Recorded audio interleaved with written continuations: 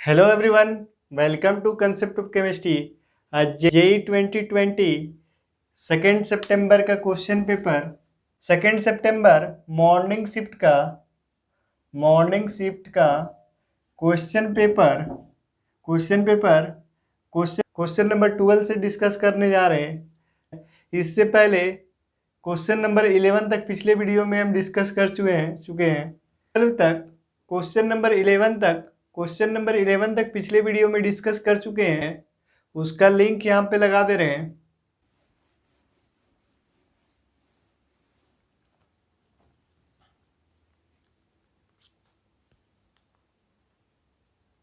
Question 12 for octahedral Mn oxidation state +2 and tetrahedral oxidation state +2 complexes. Consider the following statement. First, both the complex can be high spin. Second, nickel 2 complex can be rarely low spin complex. Nickel 2 complex can very rarely to be low spin. Third, with the strong field ligands, Mn2 complexes can be low spin. 4. Aqueous solution of Mn2 ions is yellow in color. Mn2 ions is yellow in color. The correct statement. तो Mn plus 2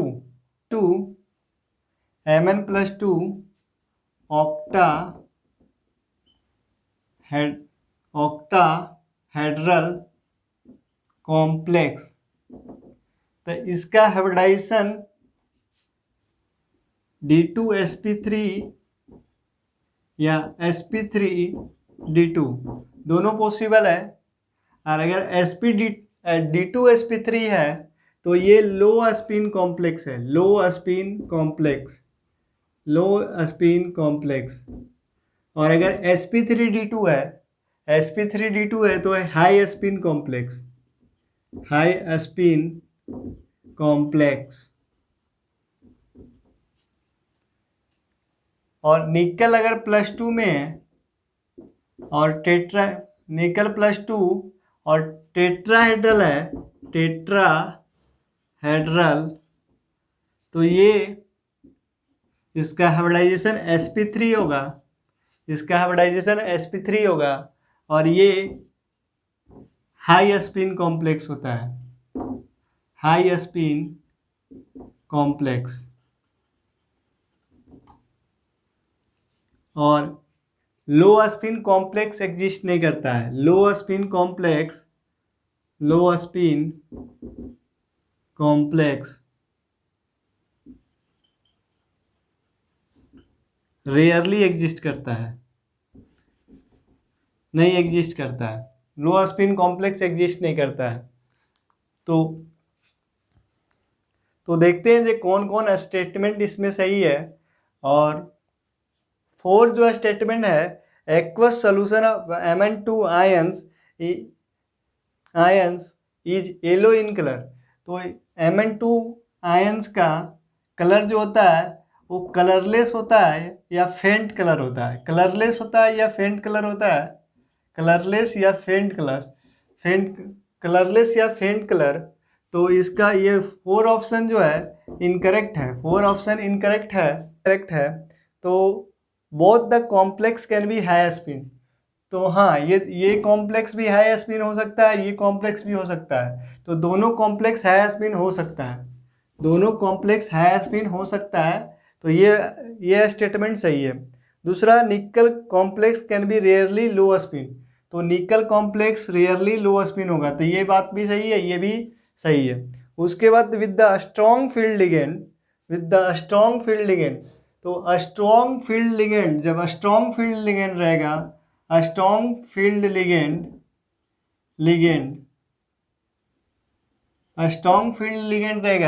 तो ये लो spin complex बनाएगा। और weak field ligand ligand, तो ये high spin बनाएगा, high spin बनाएगा। तो ये भी थर्ड स्टेटमेंट भी सही है और 4 1 इज इनकरेक्ट। तो इसका जो आंसर जो होगा इसका करेक्ट आंसर 1 2 और 3, इसका करेक्ट आंसर होगा 1 2 और 3। तो थर्ड ऑप्शन इसका सही है और जिसमें भी 4 है वो तो पहले ही इनकरेक्ट हो गया।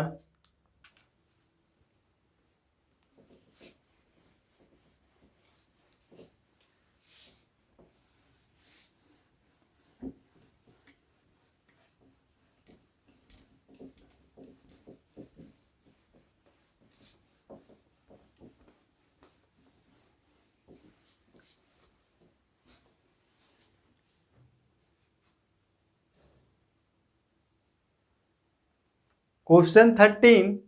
The metal mainly used in devising photoelectric cell.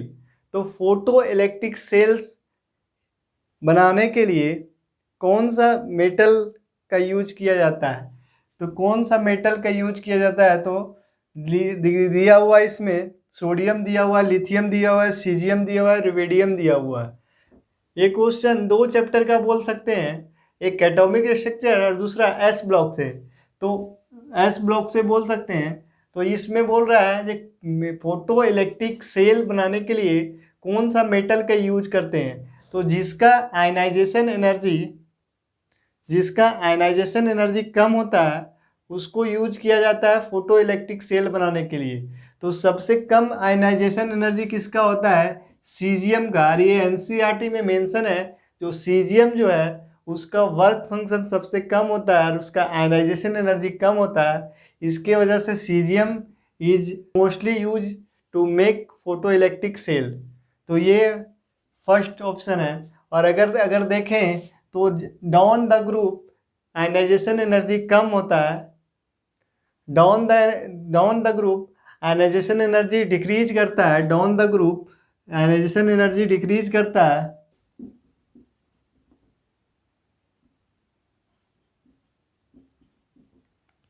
Down the group ionisation energy decrease करता है।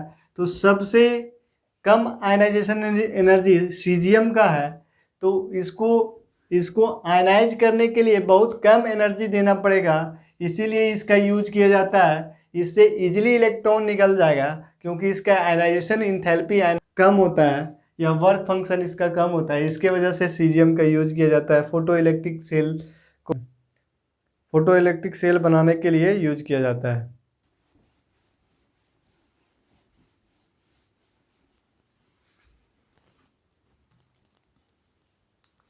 क्वेश्चन 14।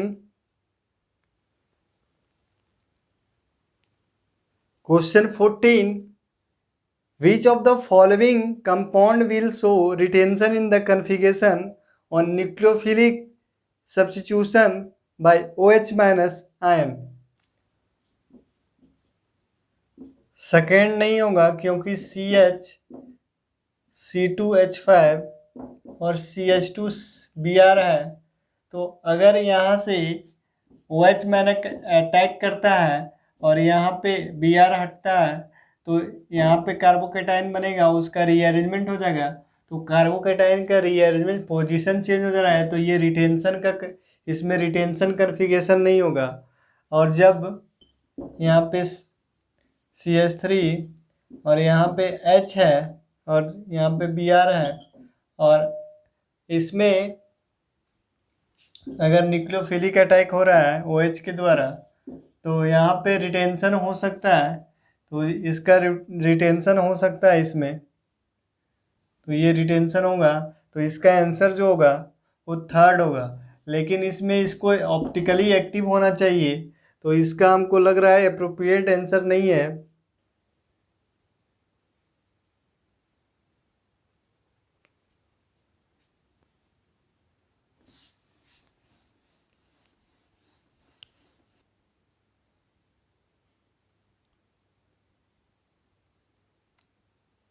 Question 15.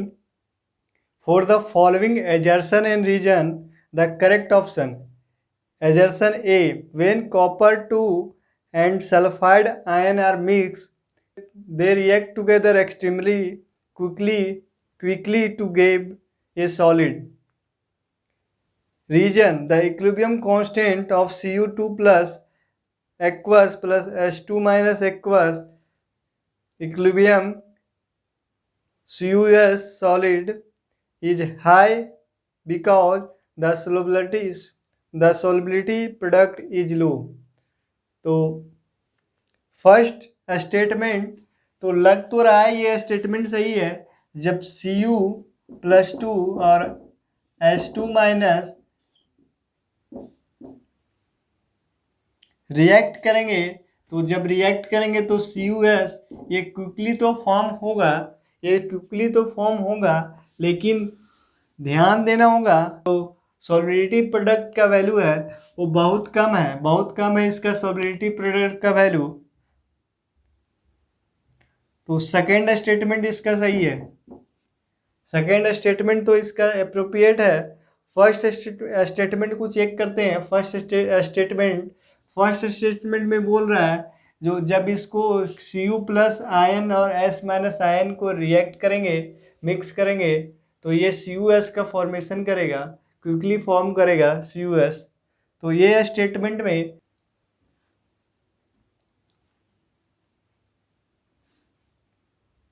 तो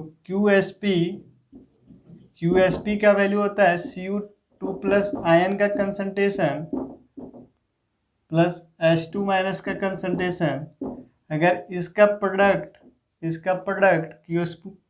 QSP का वैल्यू ज़्यादा होगा, अगर QSP का वैल्यू ज़्यादा होगा KSP से, तो नो रिएक्शन होगा। तो जब ये इसका रिएक्शन नहीं होगा तो फर्स्ट स्टेटमेंट इसका रॉन्ग है और सेकेंड स्टेटमेंट सही है। तो इस टाइप का कौन सा आंसर है, कौन सा ऑप्शन है इसका, तो देखते हैं कौन सा ऑप्शन है इसमें, कौन सा ऑप्शन है। तो ये स्टेटमेंट फॉल्स है और R is true, reason is true और स्टेटमेंट फॉल्स। तो 4 ऑप्शन इसका करेक्ट है, क्योंकि जब KSP का वैल्यू QSP का वैल्यू जब KSP से ज़्यादा होगा तो नो रिएक्शन होता है, तो नो रिएक्शन होगा तो फर्स्ट स्टेटमेंट इनकरेक्ट है और सेकंड स्टेटमेंट तो ट्रू है। तो इसका जो आंसर है सो 4 होगा। Question 16, which of the following statement is used for the preparation of colloid? 16, which of the following is used for preparation of colloid? First, Bredig arc method. Second, Ostwald process. Third, Mons process. Fourth, Van Arkel process. तो Bredig arc method gold sol को preparation करने, gold silver और platinum sol को preparation करने के लिए, Bredig arc method का use किया जाता है। इस मेथड से गोल्ड और सिल्वर का कोलाइड बनाया जाता है। तो ये फर्स्ट ही ऑप्शन इसका सही होगा। मोन्स ऑस्वाल्ड प्रोसेस, नाइट्रिक एसिड का प्रिपरेशन के लिए ऑस्वाल्ड प्रोसेस का यूज किया जाता है। उसके बाद मोन प्रोसेस जो है, मोन प्रोसेस ये रिफाइनिंग ऑफ निकल होता है। इसमें मोन प्रोसेस से रिफाइनिंग ऑफ निकल होता है। उसके बाद वेन आर्कल प्रोसेस ये भी रिफाइनिंग होता है, जर्कोनियम टाइटेनियम और हैफेनियम, जर्कोनियम टाइटेनियम और हैफेनियम का ये रिफाइनिंग होता है। Question 17, in Carius method of estimation of halogen 0.172 gram of organic compound show the presence of 0.08 gram of bromine. Which of these is correct structure of compound? तो correct structure of compound हमको determine करना है। तो अगर इसको process by process बनाएंगे तो बहुत लेंदी हो जाएगा, तो इसको शॉर्टकट में बनाते हैं। तो ये जब X ग्राम ऑर्गेनिक कंपाउंड है, इसको जब ट्रीट कर रहे हैं AgNO3 के साथ, तो ये AgBr बन रहा है, AgBr बन रहा है, तो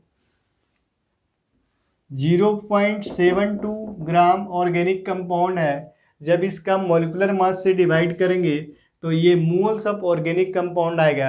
ये मोल्स ऑफ ऑर्गेनिक कंपाउंड होगा 0.172 बाय m। इसमें अगर n ब्रोमीन होगा, जब इसमें n ब्रोमीन होगा तो 0.172 by m into n bromine. इसमें ब्रोमीन कितना है, n मोल ब्रोमीन का है, तो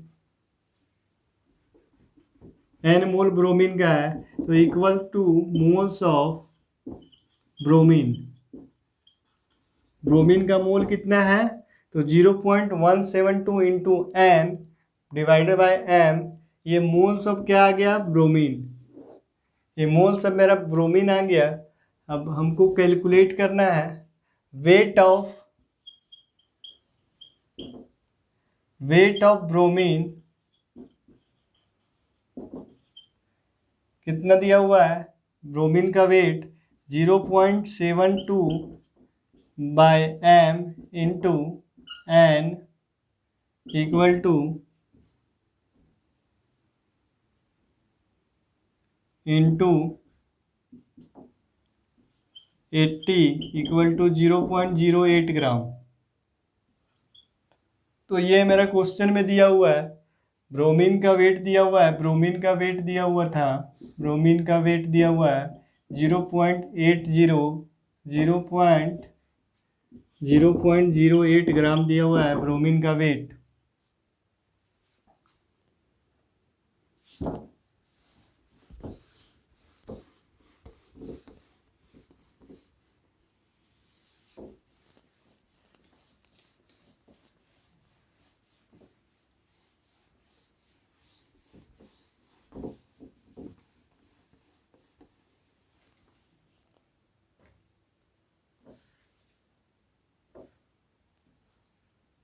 वेट ऑफ ब्रोमीन, ब्रोमीन का वेट कैलकुलेट करते हैं तो 0.172 इंटू n इंटू 80, क्योंकि ब्रोमीन का वेट होता है 80 divided by m equal to ये इसका जो वैल्यू दिया हुआ है 0.08 ग्राम दिया हुआ है। तो जब इसको सॉल्व करेंगे जब इसको, तो m by n equal to 172 आएगा। m by n equal to 172, ये कैसे 172 होगा, तो इसको लिखते हैं n बाय 0.08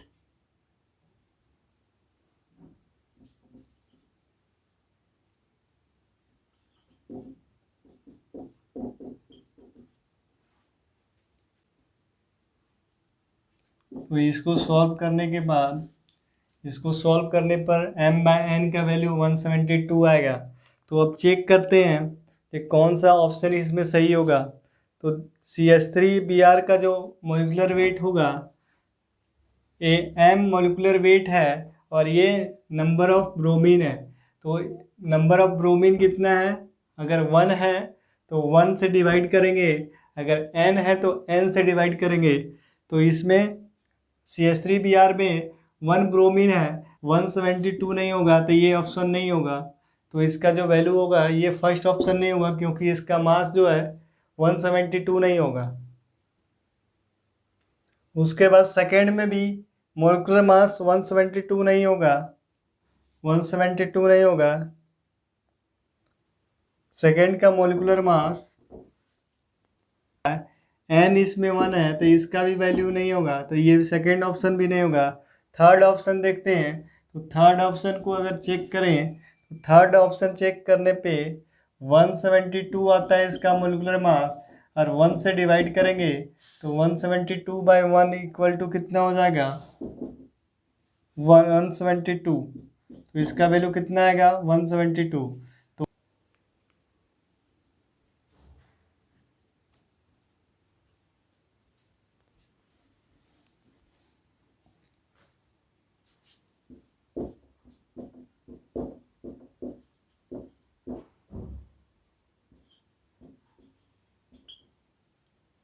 इसका मोलिकुलर मास 172 होता है, तो m/n का वैल्यू इसका 172 इसमें एक ब्रोमीन है तो 1 से डिवाइड करेंगे, इसका वैल्यू 172 आएगा। तो इसका जो ऑप्शन करेक्ट है वो सी ऑप्शन है।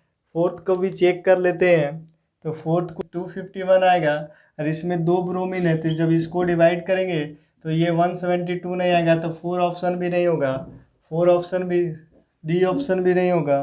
तो करेक्ट ऑप्शन होगा वो सी होगा।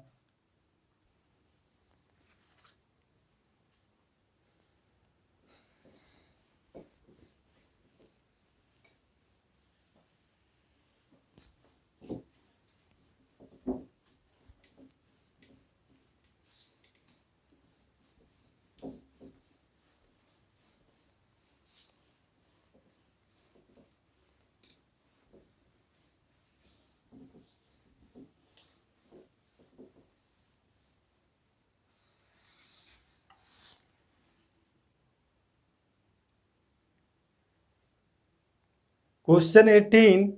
Consider the following reaction. First, glucose plus ROH, glucose plus ROH, dry HCl,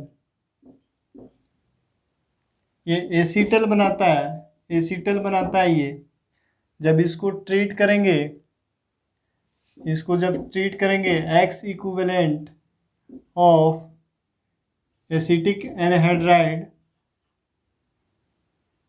acetic anhydride, तो ये एसिटाइल एसिटाइल डेरिवेटिव देगा, तो एसिटाइल डेरिवेटिव देगा। तो क्या करते हैं, ग्लूकोज का स्ट्रक्चर बनाते हैं। तो ग्लूकोज का structure CHO CH2OH4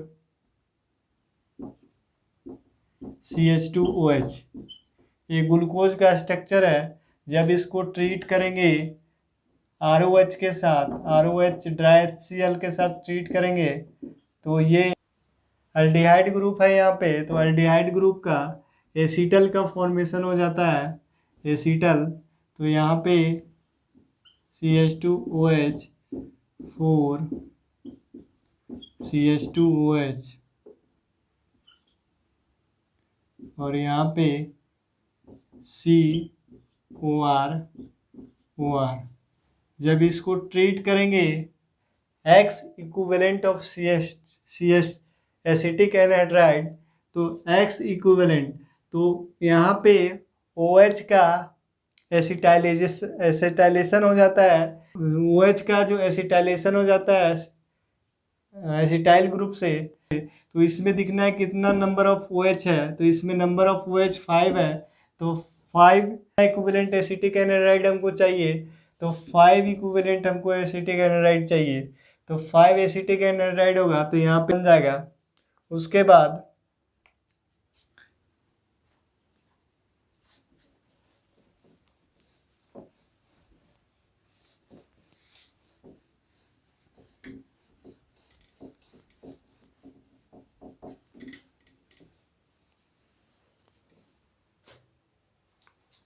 second option, glucose को जब ट्रीट करेंगे निकल और H2 के प्रेजेंस में, तो ये कंपाउंड का फॉर्मेशन होगा। और जब इसको Y equivalent Y equivalent of acetic anhydride CH3CO के साथ, CH3CO के साथ अगर ट्रीट करेंगे तो यहाँ पे एसिटाइल डेरिवेटिव बनेगा, एसिटाइल डेरिवेटिव।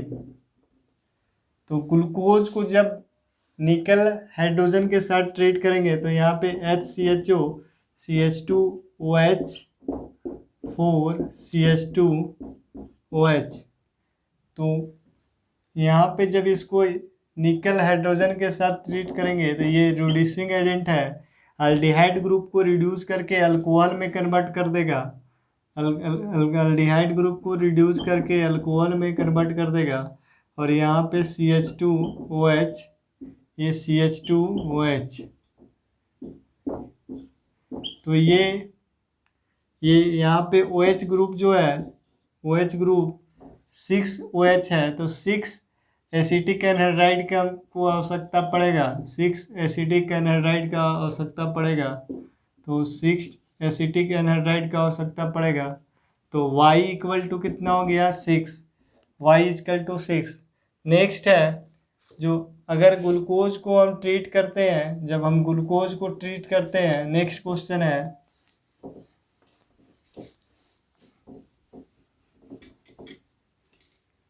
ग्लूकोज को अगर ट्रीट करते हैं, Z equivalent of acetic anhydride, acetic anhydride से अगर हम ट्रीट करते हैं, Z इक्विवेलेंट एसिटिक एनहाइड्राइड से अगर हम ट्रीट करते हैं, तो ये एसिटाइल डेरिवेटिव बनाता है, एसिटाइल डेरिवेटिव बनाता है ये। तो जब इसको हम ट्रीट करेंगे Z इक्विवेलेंट के साथ,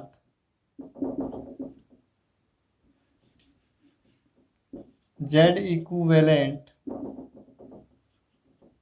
ऑफ एसिटिक एनहाइड्राइड,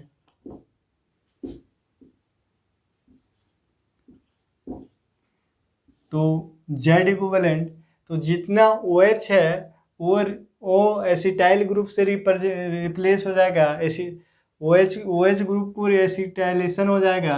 तो यहाँ पे 5 एसिटिक एनहाइड्राइड की आवश्यकता है।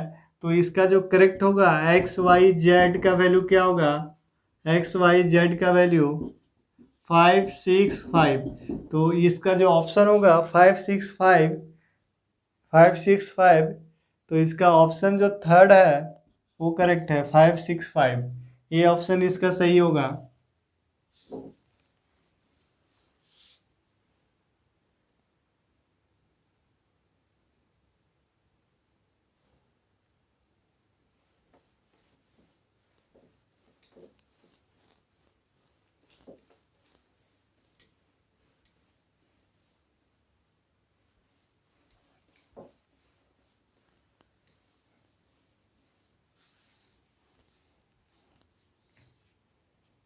Question 19, the IUPAC name for the following compound. तो एक कंपाउंड दिया हुआ है, उसका IUPAC नेम हमको लिखना है। तो करेक्ट IUPAC नेम लिखना है,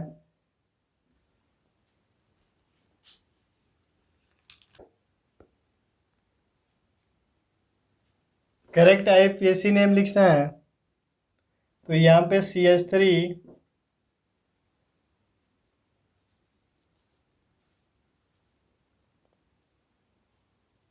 CH3, CHO,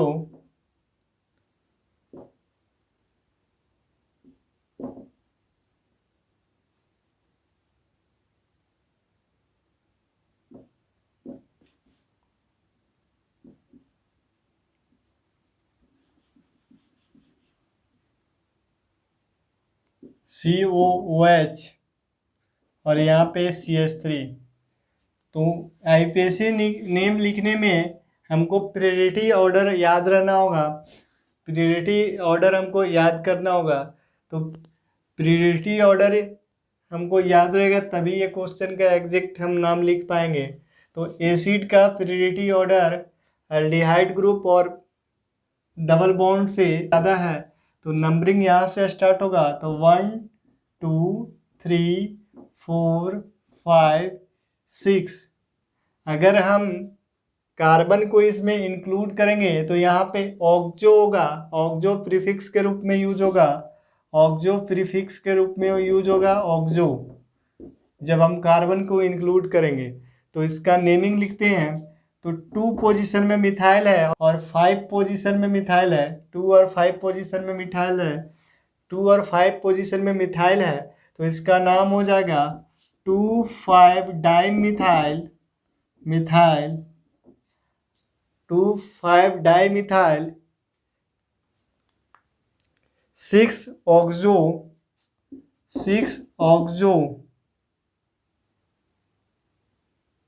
6 oxo dimethyl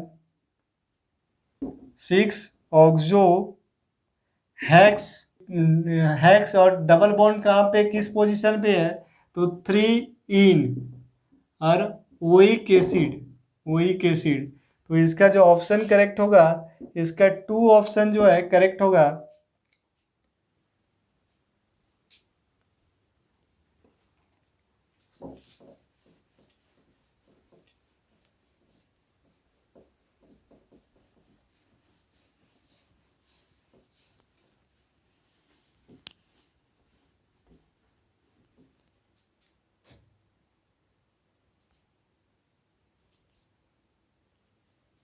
Question 20.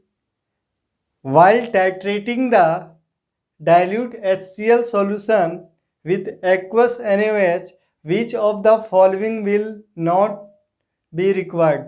तो ये बहुत ही सिंपल क्वेश्चन है। ये पूछ रहा है जो अगर हमको टाइट्रेशन करना है तो किसकी आवश्यकता नहीं होती है, तो किसकी आवश्यकता नहीं होती है, पिपेट और डिस्टिल वाटर की आवश्यकता होती है। हाँ, पिपेट के जरूरी है।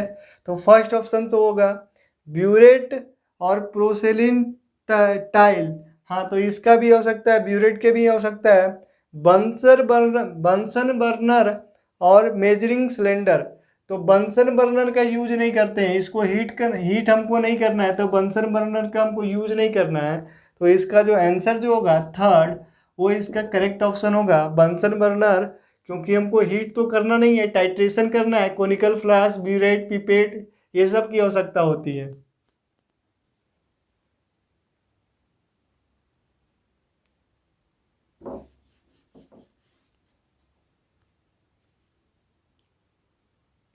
Question 21. The Gibbs energy change in joule for the reaction at concentration of Cu plus 2 ion equal to Sn plus 2 ion, concentration of Cu plus 2 ion और Sn plus 2 ion का concentration 1 मोलर दिया हुआ है 298 kelvin,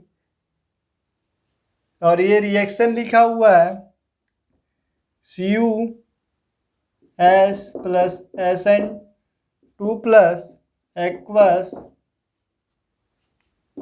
Cu2 plus aqueous give Sn S। तो equal to होता है delta G not plus RT ln QC, RT ln QC।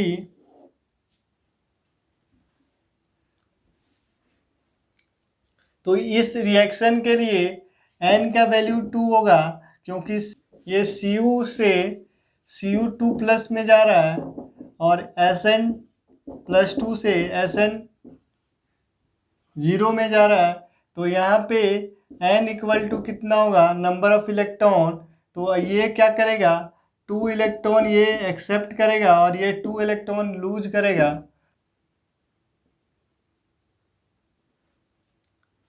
तो n का वैल्यू कितना हो जाएगा, n का वैल्यू 2। तो इसके लिए n का वैल्यू कितना हो गया, 2।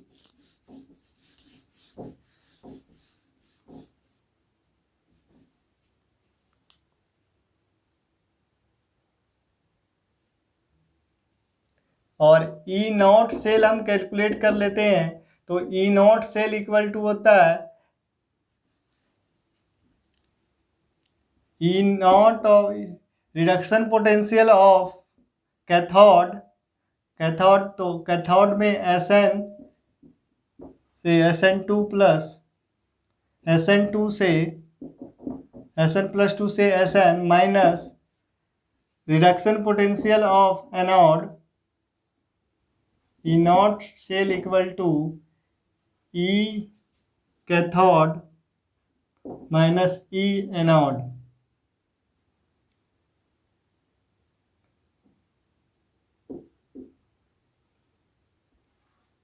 तो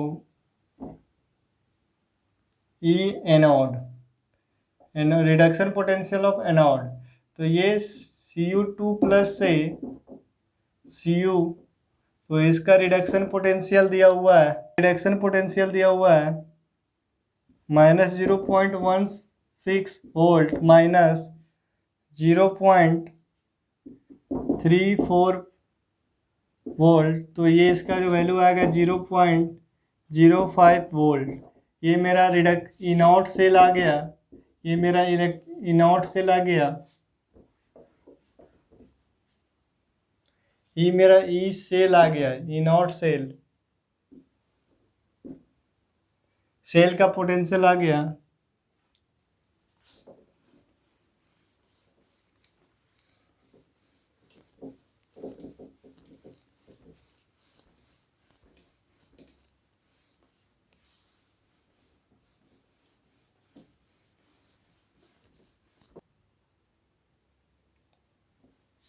तो del G equal to del G naught plus RT ln QC। तो QC का वैल्यू क्या है? Concentration of SN+2 by Cu+2, इसका वैल्यू कंसंट्रेशन दोनों का इक्वल है, तो ये 1 हो गया। तो RT ln 1, तो इसका जो वैल्यू होगा ये 0 हो जाएगा, इसका वैल्यू 0। तो delta G equal to delta G naught, और delta G naught equal to होता है del G naught equal to del G equal to -NFE E naught cell, तो इक्वल टू हो जाएगा, n का वैल्यू मेरा दिया हुआ है 2F96500 कूलम, और ई नॉट का वैल्यू दिया है -0.5। तो जब इसको सॉल्व करेंगे तो ये आ जाएगा 9655 कूलम वोल्ट। तो एक कूलम वोल्ट इसका जो एनर्जी हो जाएगा, ये हो जाएगा जूल में, इसका एनर्जी जूल में हो जाएगा। अगर किलो जूल में करेंगे तो किलो जूल में करेंगे तो डिवाइड करना पड़ेगा, तो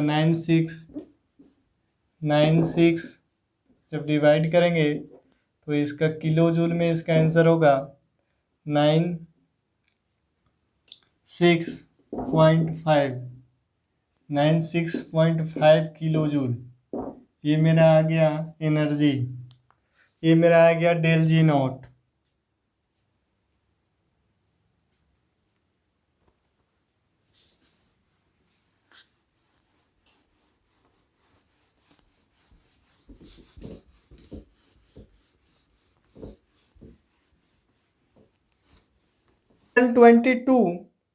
Question 22. The mass of gas adsorbed X per unit mass of adsorbate M was the mass measured at various pressure P. A graph between log X by M and log P give a straight line with slope equal to 2 and the intercept equal to 0.4771. The value of X by M at pressure 4 atm is। तो ये Freundlich isotherm पे based question है। तो Freundlich isotherm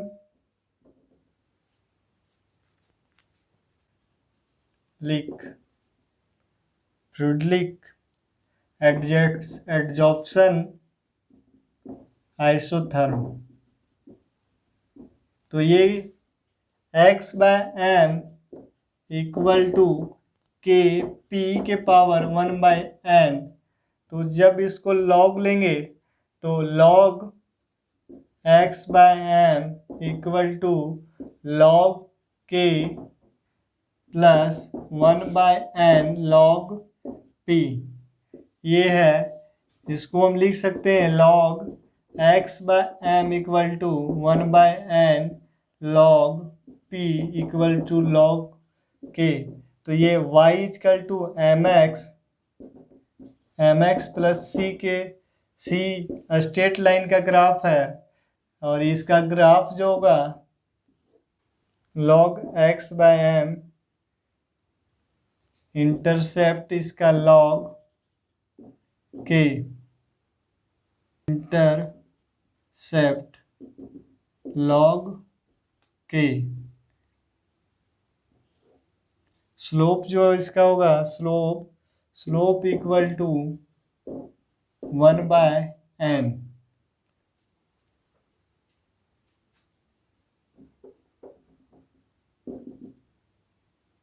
slope equal to m/n।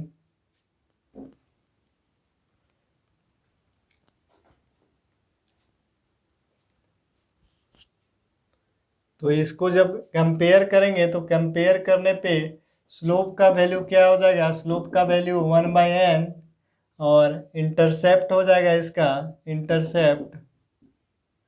Intercept equal to log k।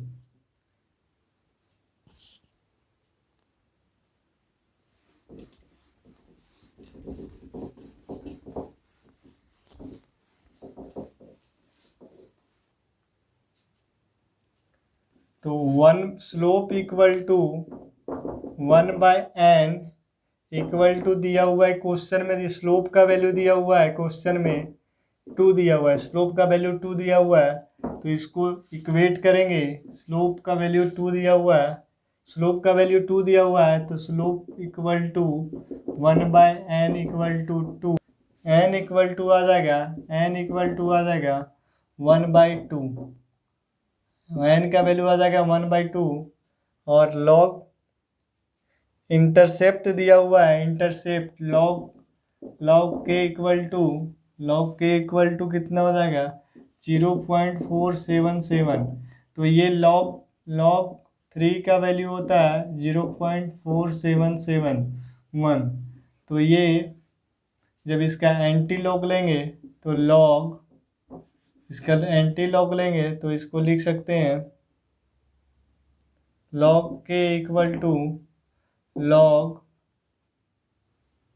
3। तो k equal to हो जाएगा 3, k का value 3 हो जाएगा। तो k का वैल्यू हमको पता चल गया, तो x/m इक्वल टू k के पावर k p के पावर 1/n।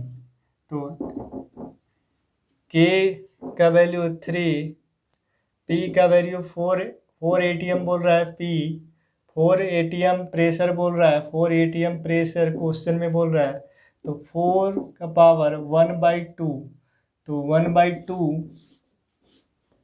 1/2, तो ये हो गया 3 इंटू 4 के पावर 1/2, मतलब 4 के पावर हाफ इक्वल टू 2, तो 3 इंटू 2 इक्वल टू 6। तो इसका जो वैल्यू होगा x/m का जो वैल्यू होगा x/m इक्वल टू 6, तो इसका जो वैल्यू होगा 6 होगा।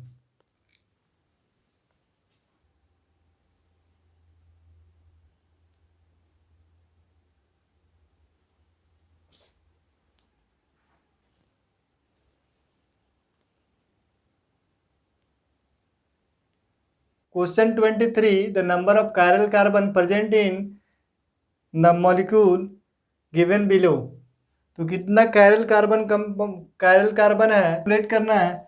तो यहाँ पे 4 डिफरेंट ग्रुप लगा हुआ है, तो 4 डिफरेंट ग्रुप लगा हुआ है, तो ये कायरल कार्बन है, ये कायरल कार्बन है, और 4 डिफरेंट ग्रुप लगा हुआ है, यहाँ पे 4 डिफरेंट ग्रुप लगा हुआ है, तो ये कायरल कार्बन है। उसके बाद यहाँ पे एक कायरल कार्बन है, यहाँ पे अगर H है तो ये कायरल कार्बन है। उसके बाद यहाँ पे एक कायरल कार्बन है, यहाँ पे अगर H है तो एक कायरल कार्बन है। ये डिफरेंट ग्रुप है, 4 डिफरेंट ग्रुप है, तो 3 यहाँ हो गया। उसके बाद यहाँ पे एक कायरल कार्बन है, 4 कायरल कार्बन। उसके बाद एक यहाँ पे कायरल कार्बन है, तो total 5 chiral carbon 5 chiral carbon या एसिमेट्रिक कार्बन कितना है 5 है। तो 1 2 3 4 5।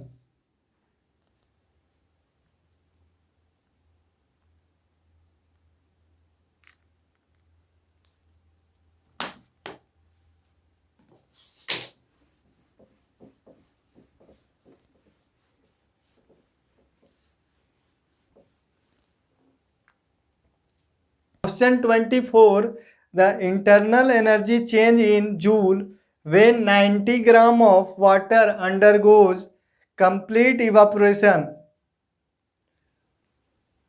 24. The internal energy change in joule when 90 gram of water undergo complete evaporation at 100 degrees Celsius. Given delta H vaporization of water at 373 Kelvin is 41 kilojoule, R का value दिया हुआ है 8.314 joule kelvin inverse पर मोल। तो ये thermodynamics का question है। तो डेल्टा H इक्वल टू होता है delta U plus del NG RT। तो इंटरनल एनर्जी इक्वल टू होगा delta H minus del NG RT। तो डेल NG RT, तो ये H2O से, ये H2O लिक्विड से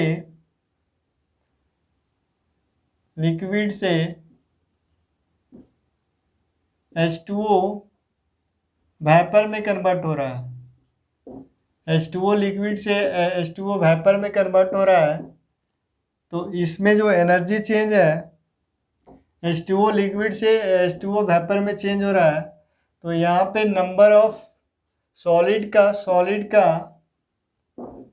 का नंबर ऑफ मोल्स 1 लेते हैं, यूनिटी लेते हैं, और गैसियस का 1 मोल है। तो इसका जो डेल्टा H का वैल्यू दिया हुआ है 41 किलोजूल, और डेल्टा NG का दिया हुआ है। डेल्टा NG कितना है? डेल्टा NG मेरे पास है 1 इंटू R का वैल्यू 8.314 इंटू टेम्परेचर 373। सॉल्व करेंगे, सॉल्व करने पे 41 किलोजूल माइनस, ये जूल में आएगा। तो जूल को हमको किलो जूल में कन्वर्ट करना है, तो 1000 से डिवाइड करना होगा। ये जूल में आएगा तो इसको 1000 से डिवाइड करेंगे तो ये किलो जूल में कन्वर्ट हो जाएगा। ये किलो जूल में आ जाएगा, ये किलो जूल में आ जाएगा। तो जब इसको माइनस करते हैं तो इसका जो वैल्यू आएगा, इसका वैल्यू आएगा 3.102। तो जब 41 किलो जूल में 3.1 किलो जूल माइनस करेंगे तो ये इसका जो वैल्यू आएगा, इसका वैल्यू आएगा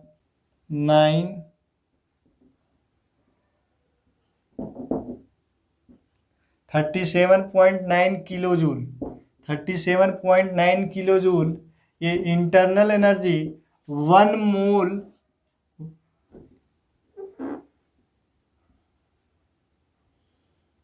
ये internal energy 1 mole of water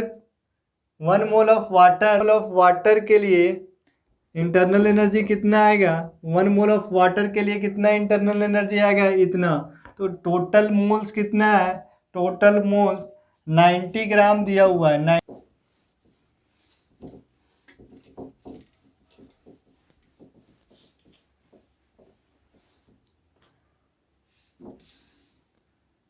total moles कितना है?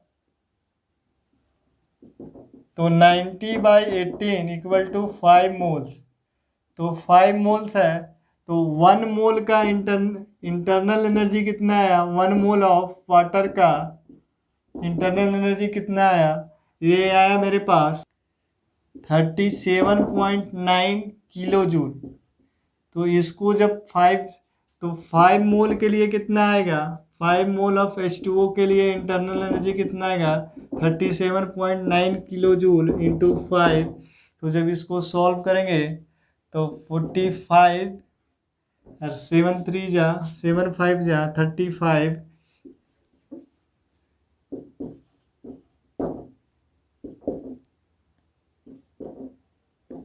किलो जूल आएगा। तो जूल में कितना हो जाएगा? जूल में हो जाएगा 1895 00 जूल में आएगा।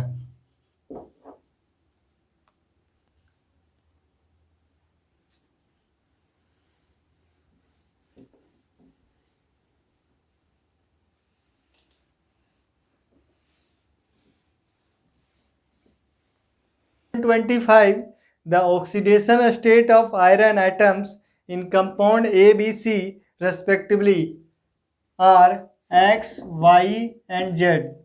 X, Y and Z, the sum of X, Y and Z। तो पहला कंपाउंड दिया हुआ है Na4 FeCN5NOS।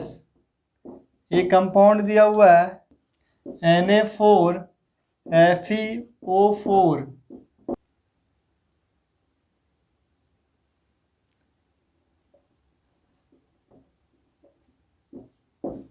Na4 FeO4 और थर्ड दिया हुआ ये B है, ये है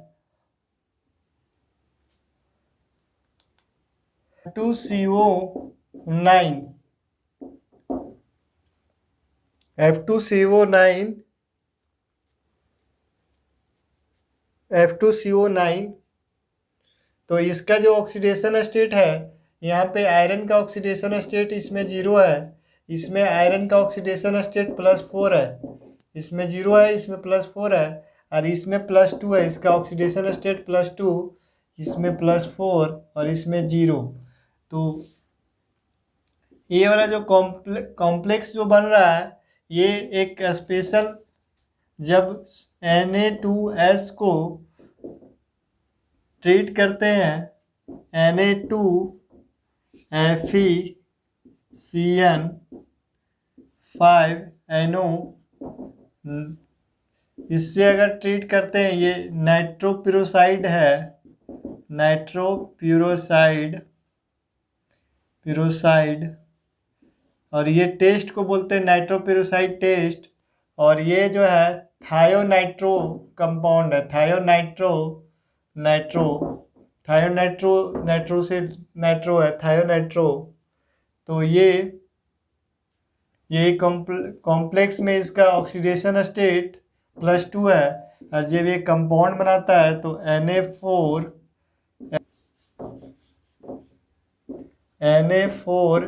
FeCN5NOS, और इसका ऑक्सीडेशन स्टेट यहाँ पे भी कितना होता है, +2। तो सम पूछ रहा है ऑक्सीडेशन स्टेट का, ऑक्सीडेशन नंबर का सम पूछ रहा है। तो 4 + 2 6, तो इसका आंसर कितना होगा, 6।